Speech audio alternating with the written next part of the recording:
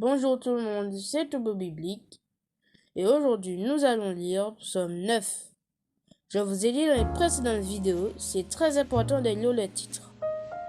Alors le titre de Psaume 9 est Dieu juge les nations. Vous êtes prêts? Commençons. Au chef des chantres sur meurt pour le fils. Psaume de David, verset 2. Je louerai l'Éternel de tout mon cœur. Je raconterai toutes tes merveilles. Verset 3. Je ferai de toi le sujet de ma joie et de mon allégresse. Je chanterai ton nom, Dieu très haut. Verset 4. Mes ennemis reculent, ils chancellent, ils périssent devant ta face. Verset 5. Car tu soutiens mon droit et ma cause. Tu sièges sur ton trône en juste juge. Verset 6. Tu châties les nations, tu détruis le méchant. Tu effaces leur nom pour toujours et à perpétuité. Verset 7. Plus d'ennemis, des ruines éternelles, des vignes que tu as renversées. Leur souvenir est perdu. Verset 8. L'Éternel règne à jamais. Il a dressé son trône pour le jugement. Verset 9. Il juge le monde avec justice. Il juge les peuples avec droiture. Verset 10.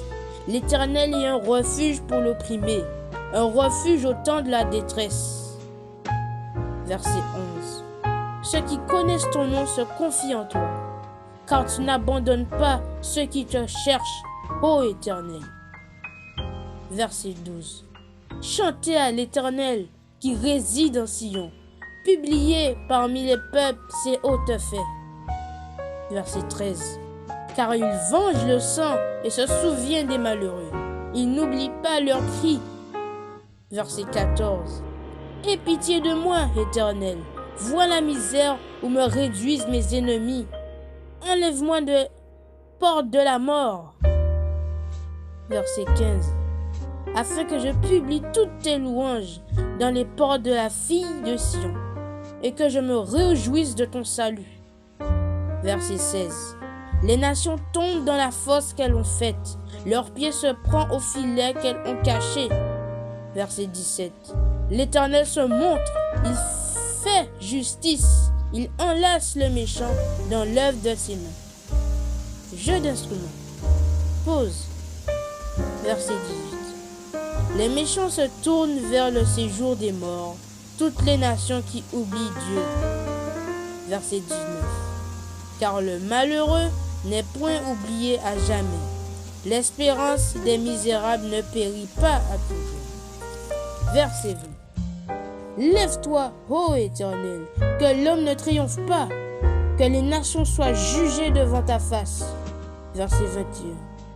Frappe-les d'épouvante, ô Éternel, que les peuples sachent qu'ils soient des hommes. Pause.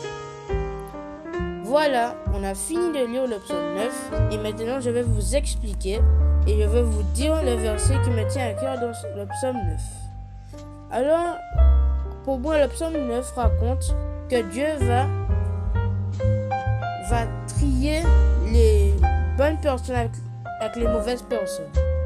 Tous les mauvaises, les méchants et tout ça, Dieu va mettre en justice pour tout ce qu'ils ont fait dans leur vie. C'est pourquoi il faut demander à Dieu justice pour tous les gens qui ont fait des mauvaises choses. Ils ont fait des mauvaises choses dans leur vie. Et ces gens-là, ils vont les juger par Dieu. Dieu va les juger pour toutes les mauvaises choses qu'ils ont fait. Et les méchants qui persécutent aussi les chrétiens en ce moment. Il y a beaucoup de chrétiens qui se font persécuter par les méchants de ce monde. Ces gens-là, Jésus va les juger. Ces gens-là. Ce verset raconte que Jésus va juger les nations.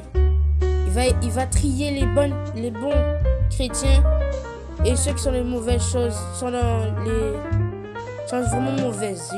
Jésus va les juger, ces gens-là. Remercie ton Dieu pour toutes les choses qu'il fait pour toi. Chaque jour, remercie-le. Et le verset qui me tient à cœur, c'est le verset 28. Frappe-les d'épouvante, ô Éternel, que les peuples sachent qu'ils sont des hommes. Oui, parce qu'en ce moment, là, beaucoup de gens ils se croient plus grands, mais non.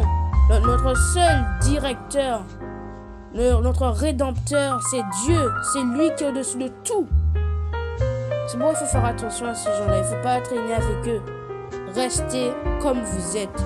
Dieu vous aime comme vous êtes.